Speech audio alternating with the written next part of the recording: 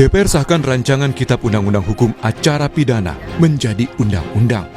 Dalam rapat yang dipimpin Ketua DPR RI Puan Maharani, semua fraksi menyatakan setuju terhadap pengesahan RUU KUHP. Pimpinan DPR berharap publik yang masih menolak proses legislasi tidak termakan hoaks terkait substansi KUHP baru yang disahkan. KUHP mulai diberlakukan 2 Januari 2026 atau bersamaan dengan berlakunya KUHP yang baru. Apakah dapat disetujui untuk disahkan menjadi undang-undang? Setuju. Terima kasih.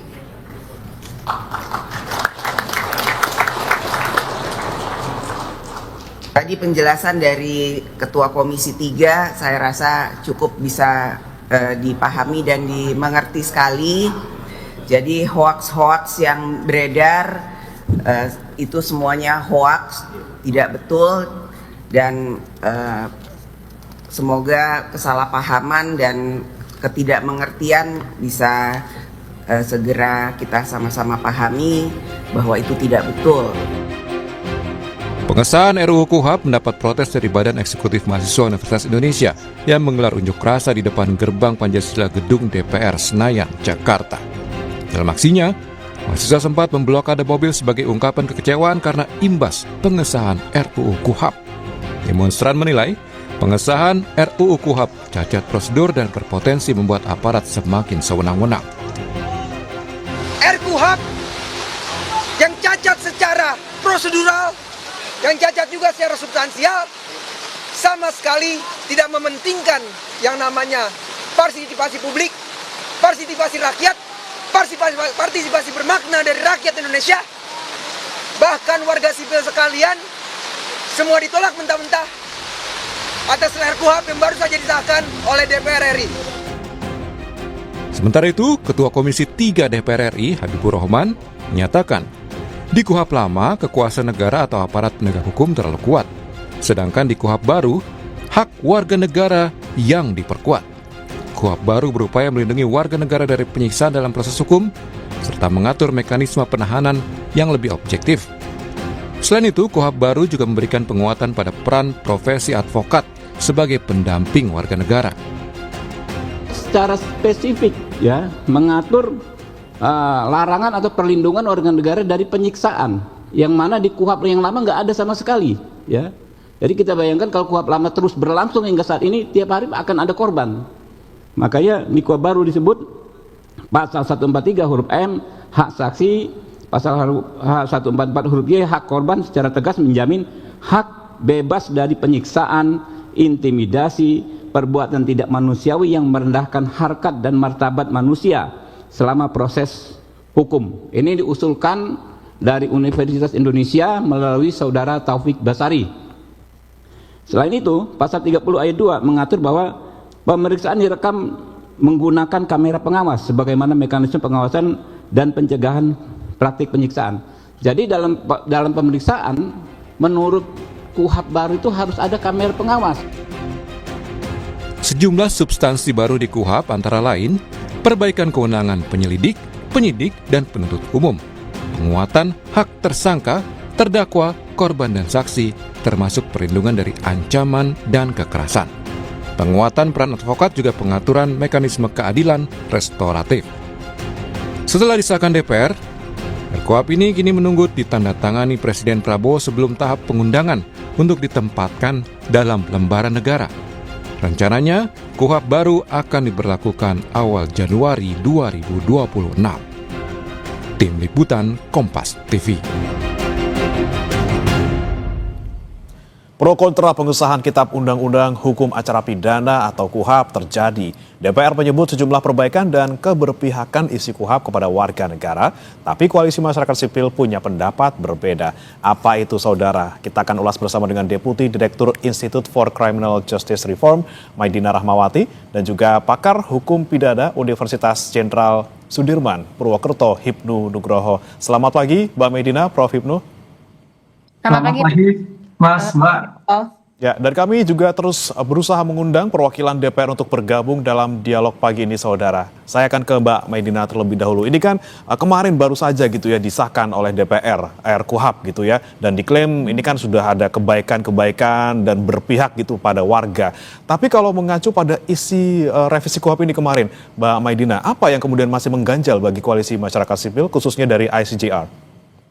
Ya, dari awal proses pembahasan di tahun 2025, jadi sebenarnya kalau dibilang nih bahasnya 2 tahun itu nggak tepat, karena intensif bahas RKUHP itu baru mulai setelah Maret 2025. Jadi dari awal kami sudah bertemu dengan anggota DPR, koalisi, itu di bulan puasa bahkan gitu ya, kita menyatakan gitu bahwa isu krusial yang paling besar dari ada revisi KUHP adalah soal judicial scrutiny, adalah soal izin upaya paksa harus datang dari otoritas pengadilan. Kenapa pengadilan? Karena ini sejalan dengan trias politika gitu. Yang bisa mengoreksi tindakan eksekutif, polisi, jaksa itu harusnya adalah lembaga yudikatif di pengadilan. Pengadilan harus mendapatkan izin terlebih dahulu ketika aparat penegak hukum mau melakukan upaya paksa, mau menahan, mau menangkap, mau menyita, menggeledah dan lain sebagainya, itu harus dengan izin pengadilan.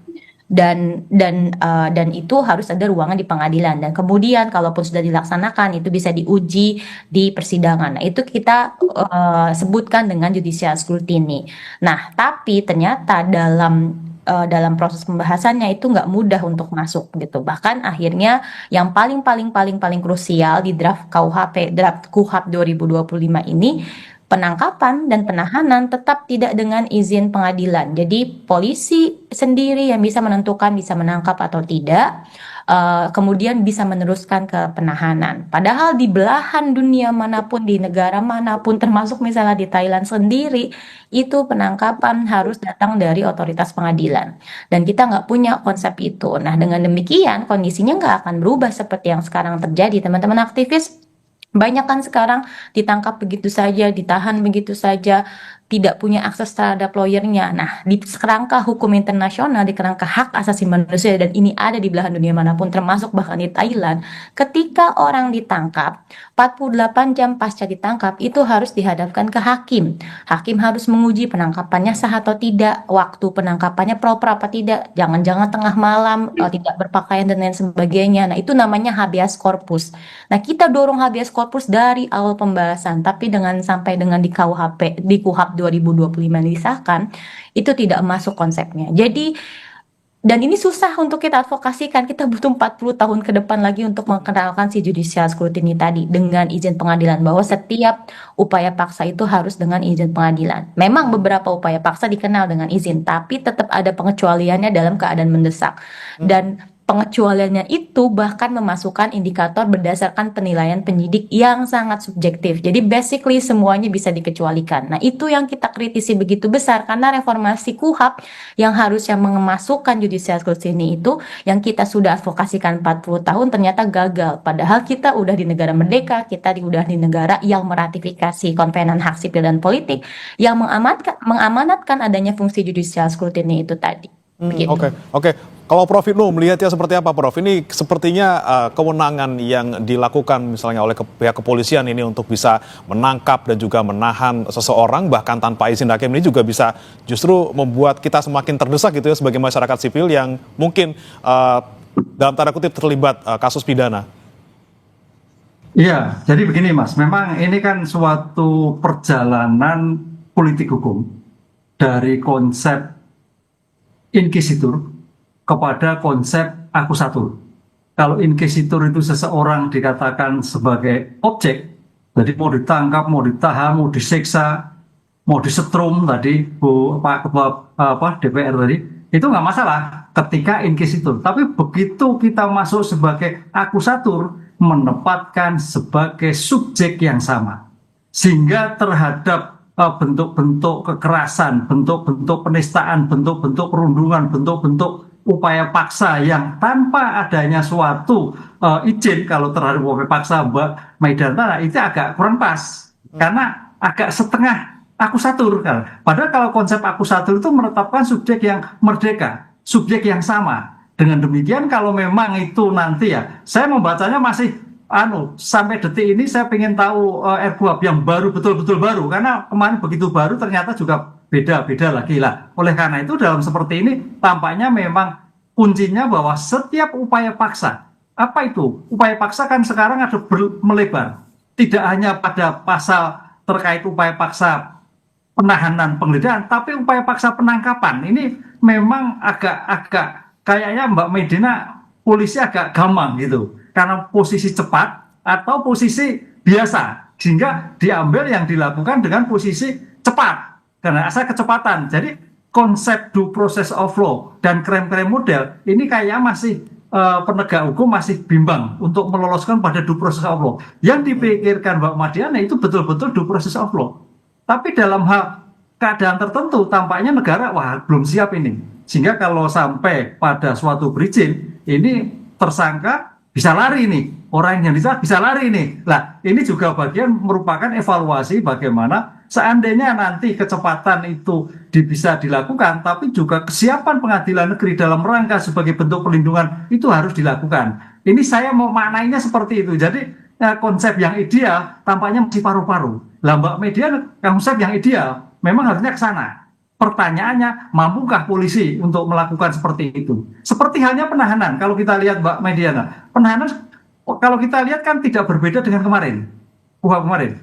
Padahal kalau kita draft awal dulu, 2010, 2011, ini kan KUHP ini kan mandek 2012, baru tadi Mbak Mediana 2025, jadi sudah 13 itu zong, nggak pernah dibahas. Jadi kalau teman-teman Mbak Mediana sampai melakukan suatu gugatan, itu luar biasa. Karena zong berapa puluh tahun, 10 tahun lebih, nggak pernah dibahas. Nah, baru 1 tahun kecepatan ini. Tapi kita perlu apresiasi karena melanggar kecepatan dengan UHAP tadi, iring-iringnya seperti itulah. Oleh karena itu kalau terjadi bolong-bolong, ya bolong-bolong itu dalam atas sebagai penempatan asas akusatur ya, saya kira ini sebagai kontrol Mediana untuk dibetulkan. Karena ke depan tadi janjinya Pak Ketua Komisi 3 adalah meletakkan hak warga negara sebagai subjek, sebagai keseimbangan dan sebagainya. Nah, ini bagaimana implementasinya?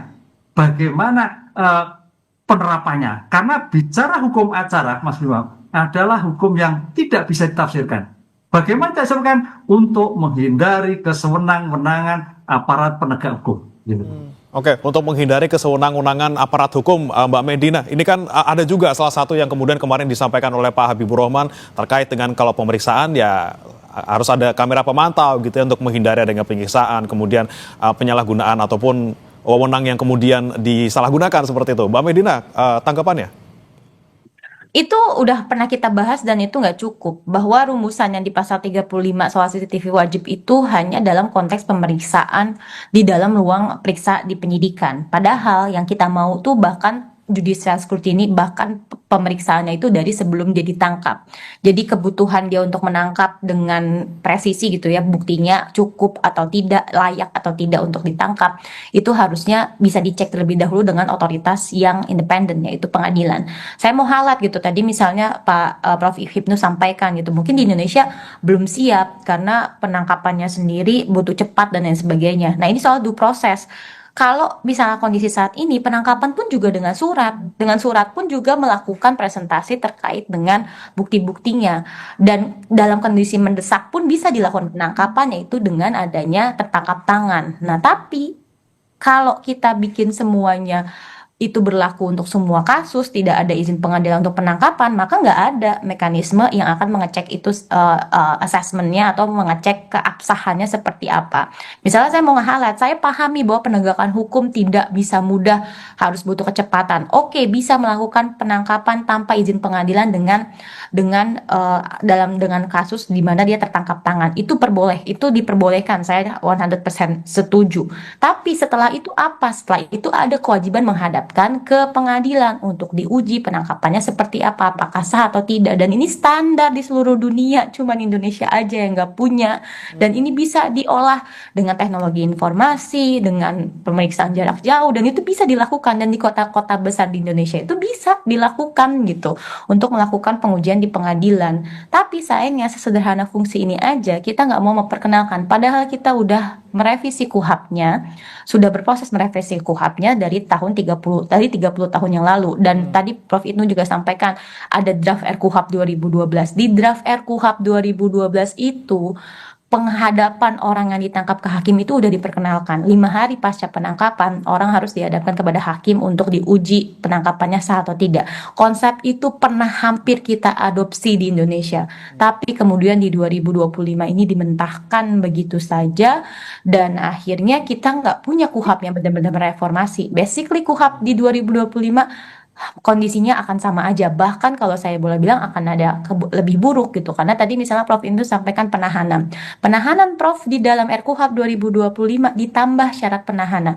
Dulu penahanan itu cuman bisa dilakukan kalau dia ada kekhawatiran kabur, kekhawatiran merusak alat bukti, lalu kemudian takut melakukan tindak pidana lainnya. Nah di RKUHP yang akan disahkan, yang sudah disahkan kemarin, ditambah bisa dilakukan penahanannya itu apabila dia tidak menyampaikan informasi sesuai fakta dan juga apabila dia menghambat proses pemeriksaan. Bicara soal tidak fakta dan menghambat proses itu adalah hak ingkar. Kita jadi tersangka pasti bertele-tele, kita jadi tersangka pasti punya hak ingkar, kita nggak harus jujur. Nah itu subjektivitas kan untuk menerapkan hal tersebut, dia syaratnya sangat subjektif. Nah justru malah itu ditambahkan menjadi syarat penahanan. Jadi saya mau bilang gitu, ide besarnya menghadirkan judicial scrutiny, menghadirkan peran hakim yang imparsial untuk mengecek kebutuhan upaya paksa itu tidak dilakukan. Padahal itu jadi isu paling mendasar di revisi KUHP. Di satu sisi ada penambahan-penambahan yang niatnya mungkin baik, teknis, administrasi, tapi kalau kita lihat lagi itu justru menghadirkan subjektivitas aparat. Dan sayangnya forumnya tetap aparat yang menentukan karena nggak ada pelibatan hakim di penangkapan dan penahanan tersebut. Oke, ini Prof Ibnu yang banyak kemudian disorot adalah banyaknya subjektivitas dalam KUHP yang baru gitu ya, yang kemudian kewenangan lebih banyak ini di aparat dibandingkan dengan orang yang mungkin diduga berhadapan dengan pidana. Seperti apa, Prof? Ya, ini yang dicita-citakan sekarang itu KUHP baru itu subjektif yang objektif kan gitu kan. Kalau KUHP lama kan subjektif, jadi masing-masing subjektif itu ya tergantung penegak hukum, nah, kan gitu kan. Ini suatu perkembangan ketika itu ya kalau kita bandingkan dengan HIR, KUHP kemarin bagus, jadi jangan kita berpikir jelek KUHP kemarin, karena kita bandingkan dengan HIR yang kemarin. Lah sekarang perubahan dengan dinamika masyarakat, lah dengan tambahnya sekarang pertanyaannya, kita itu kalau kita melihat kan rutan kan penuh, bahkan tahanan ini ditaruh dalam lembaga pemasyarakatan, sudah over capacity antara tahanan dan narapidana. Nah dengan demikian sebagai bentuk pemikiran upaya paksa subjek yang diobjektifkan itu suatu langkah maju. Karena apa? Walaupun memang ada kewenangan yang subjektif, tapi tataran implementasi yang objektif dengan pandangan yang umum harus bisa dilakukan. Contoh misalkan beberapa kasus, ya misalkan kalau memang dia aktif, dia sudah bukti cukup, ya tidak perlu ditahan dong. Ataukah dia sudah melakukan suatu pemeriksaan kemudian udah dicek, ya nggak mesti luar negeri dong. Nah di sini subjektif yang objektif. Jadi jangan sampai sebagai bentuk subjektif itu subjektif absolut, tapi subjektif yang objektif. Dengan demikian sebagai rasa upaya paksa dalam penahanan itu menjadikan suatu yang menarik, kan gitu. Karena kalau kita lihat draft yang lama, Mas, angka-angka itu masih berubah, angka-angka penahanan itu. Mungkin Mbak Dina bisa melihat tuh, angka-angka yang kita lihat di dalam PBB itu penahanan itu kalau nggak salah permasaan tidak lebih dari 10 hari. Nah, dulu loh ya. Pertanyaannya, mampukah sekarang aparat penegak hukum melakukan seperti itu? Kan enggak, akhirnya diperpanjang, masih tetap seperti kemarin, 20 perpanjang 30. Ini dengan alasan kondisi kemampuan SDM, kondisi geografis. Nah, termasuk keadaan terpaksa juga melihatnya kondisi geografis dan sebagainya. Tapi tadi Mbak Dina mengatakan, oke, keadaan suatu demografi, keadaan suatu geografi. Pertanyaannya, apakah tidak menggunakan IT yang sekarang ini? Nah, ini yang saya kira juga menjadikan suatu masukan tersendiri. Dengan perizinan-perizinan dilakukan dengan kondisi IT yang cukup, saya kira bisa dilakukan. Karena selama ini yang dilakukan itu apakah cukup? Apakah cukup waktu? Bagaimana dengan pengadilan? Bagaimana dengan antara Papua dan Ambon dan sebagainya? Cukup lah. Ini yang menjadikan alasan-alasan yang selama ini muncul lah. Kondisi teknologi saya kira bisa menjembatani masalah seperti itu. Oke, pengawasan yang kemudian yang menjadi soal juga Mbak Maidina, apakah tadi dengan mungkin penggunaan teknologi ini bisa kemudian dalam tanda kutip ini ya membantu untuk bisa mengawasi implementasi KUHP di lapangan seperti itu? Bisa, dan memang sudah ada amanatnya di dalam bab 21 di pasal 360 KUHP 2025 ini disebutkan bahwa penyelenggaraan peradilan pidana ini melalui sistem peradilan pidana berbasiskan informasi teknologi. Jadi misalnya nanti akan ada rencana penyelidikan, maka dia harusnya kepolisian melakukan upload rencana penyelidikan seperti apa, lalu kemudian atasan penyidik yang mengapprove rencana penyelidikan itu bisa menguploadnya kepada sarana teknologi. Jadi pengawasannya memang sayangnya masih cukup minim. Saya bilang gitu ya bahwa tidak ada otoritas ya, pengadilan yang terlibat dalam pemeriksaan ataupun keputusan untuk menangkap atau menahan. Tapi kalau kayak gitu berarti kan penilaiannya ada di dalam institusi. Berarti kan semua proses untuk menghadirkan perintah penangkapan itu datangnya dari satu institusi yaitu kepolisian. Nah, saya sangat berharap gitu ya bahwa si kepolisian menjalankan pasal 360 tadi gitu, bahwa upaya penyelidikan, upaya memilih untuk menangkap seseorang, menahan itu harusnya sudah diatur di dalam sistem informasi informasi berbasiskan teknologi sesuai dengan amanat pasal 360 KUHP-nya itu sendiri. Dan nantinya misalnya kayak saya jadi tersangka, saya ditangkap, lalu kemudian saya ditahan, saya bisa mengakses dokumen tersebut di sistem elektronik tersebut. Lalu misalnya yang akhirnya menghadirkan koordinasi gitu ya, bahwa di pasal 58, 59 juga ada kalau naik kasusnya ke penyidikan maka harus ada informasi surat perintah dimulainya penyidikan. Nah, itu bisa dilakukan dengan sistem informasi elektronik di mana saat ini misalnya penyidik bisa mengirimkan dokumen-dokumen tersebut kepada jaksa untuk jaksa bisa lihat, assess, dan itu bisa diakses oleh para pihak. Nah, sayangnya itu saja juga di kondisi saat ini belum terlaksana gitu. Misalnya saya mengkaji adanya data jumlah laporan yang diterima oleh polisi sampai dengan 270.000 perkara, tapi yang masuk sampai dengan SPDP ke jaksa itu hanya sekitar 73.000.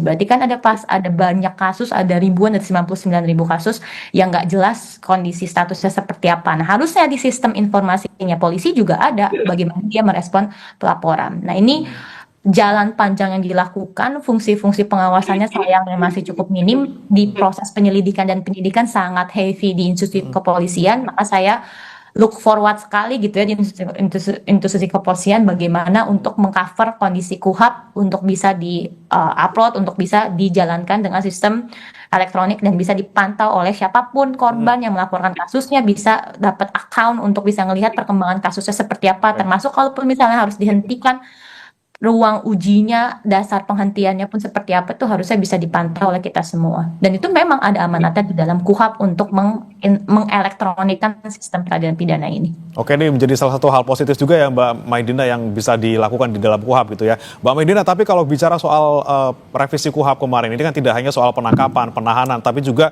ada pasal 74 terkait dengan restoratif justice yang ini kalau tidak salah bisa dilakukan sejak penyelidikan gitu. Ini menurut Anda bakal jadinya ke positif apa negatif nih? Di satu sisi mungkin kita di kasus yang mungkin korbannya kemungkinan tidak bersalah, ini bisa menjadi angin segar gitu ya. Tapi kalau misalnya ternyata ini bisa menjadi praktik seperti dipaksa damai, ini seperti apa Mbak Maidina? Nah, ini yang sebenarnya saya juga dan teman-teman koalisi advokasikan sedari awal gitu, bahwa kita punya sistem yang mensalahartikan restoratif justice. Restoratif justice itu kan idenya adalah penguatan hak korban, pertemuan antara pelaku dan korban, sehingga dia menghasilkan upaya penyelesaian yang sifatnya pemulihan, tidak serta-merta hasilnya penghentian perkara. Nah, tapi kemudian di Indonesia itu disalahartikan menjadi penghentian perkara. Penghentian perkara yang diperkenalkan di RKUHP bahkan bisa dilaksanakan di tahapan penyelidikan. Padahal kalau kita tahu penyelidikan itu terbatas, bahwa adanya laporan, terus kemudian jadi penyelidikan. Belum tentu, belum clear mana pelaku, mana korbannya, siapa yang salah, apakah ini benar-benar tindak pidana atau tidak. Nah, dari awal kami sudah bilang gitu bahwa mungkin tidak masuk akal restoratif justice mempertemukan pelaku dan korban itu di masa penyelidikan, karena penyelidikan baru akan mengkonfirmasi ada atau tidaknya tindak pidana. Nah, tapi kemudian malah tetap diperkenalkan di pasal sekarang jadi pasal 79, tadinya 74, bergeser angkanya. Lalu kemudian juga di situ ada amanat bahwa bisa melakukan kesepakatan, ada amanat sebagian bahwa kesepakatan itu harus ditetapkan oleh pengadilan, harus dijalankan dalam waktu 7 hari, dan kemudian 3 hari ditetapkan ke pengadilan. Nah, tapi itu akan menghasilkan surat penghentian penyelidikan. Nah, tapi ternyata surat penghentian penyelidikannya itu sendiri tidak ditetapkan di pengadilan. Jadi ada kerancuan, apakah ini benar-benar harus melibatkan pengadilan atau tidak. Jadi nggak sinkron di tata cara kesepakatan damai didapatkannya itu melibatkan pengadilan, tapi di surat penghentian penyelidikannya tidak ada kewajiban untuk melaporkan kepada pengadilan. Jadi ada kerancuan sebenarnya teknis restoratif justice di penyelidikan itu seperti apa. Tapi dari itu semua yang kami tekankan dari awal gitu ya, bahwa kalau tindak pidananya belum terkonfirmasi, ini baru laporan, polisi masih mengkaji apakah siapa yang benar siapa yang salah, bagaimana duduk perkaranya, harusnya tidak bisa diselesaikan, apalagi dengan dalih namanya restoratif justice. Oke, Gitu. oke, baik. Ini terakhir saya mau ke Prof. Hipnu dulu. Prof. Hipnu, terkait dengan mungkin banyak ya kontroversi di revisi KUHP yang baru ini, kemudian apa peluang yang bisa dilakukan oleh teman-teman di Koalisi Masyarakat Sipil untuk bisa menggugat ke MK? Poin-poin apa ataupun apa yang mereka bisa lakukan? Singkat saja, Prof. Ya, konsep hukum acara yang paling krusial adalah terhadap upaya paksa. Upaya paksa itu upaya memaksa. Dengan demikian, sebagai bentuk upaya paksa ini harus ada suatu kepastian hukum dengan kewenangan yang dilakukan oleh seorang penegak hukum. Tadi Mbak Madiana itu penangkapan, penahanan, pemblokiran, dan sebagainya. Harus ada suatu kejelasan. Karena ini akan menjadikan tanda petik ya, tarik ulur. Padahal namanya hukum, formil itu tidak bisa diterjemahkan. Kunci dalam suatu hukum acara itu upaya memaksa, di mana negara diberikan kewenangan untuk melakukan pemaksaan. Siapa itu? Polisi, jaksa, hakim. Dengan demikian sebagai konsep peletaan sebagai asas akusatur, ketika kewenangan memaksa itu harus meletakkan pada hak asasi manusia, pada suatu keseimbangan, pada suatu integritas, batas waktu independensi, sehingga jangan sampai timbul kesenang-menangan antara lembaga penegak hukum yang ada. Ini yang kita harus dihindari. Itu kuncinya. Kalau yang terkait dengan RJ itu teknis sekali, bagus tadi Mbak. Harusnya RJ itu di tingkat sidik, bukan lidik. Potensinya kalau lidik, saya takutnya nanti seperti 86 Mas, agak repot nanti. Karena itu, apa itu lidik? Suatu tindakan penyelidik untuk menentukan peristiwa. Jadi belum bicara bukti. Kalau kita cari negara aslinya, memang dalam suatu tingkatan itu bisa di RJ, Justice of Many Room. Tapi tampaknya Indonesia harus hati-hati untuk menghindari kesenang-menangan tadi. Ini kemudian poin-poin yang mungkin secara logika nggak masuk ini juga harus digugat di MK gitu ya. Terima kasih Prof. Hipnu Nugroho, pakar hukum pidana Universitas Jenderal Sudirman, dan juga Mbak Maidina Rahmawati, Deputi Direktur ICJR, telah bergabung bersama kami di Sapa Indonesia Pagi. Selamat pagi. Selamat pagi. Terima Terima kasih Prof. Hipnu. Jangan beranjak saudara, kami akan kembali dengan informasi lainnya. Tetap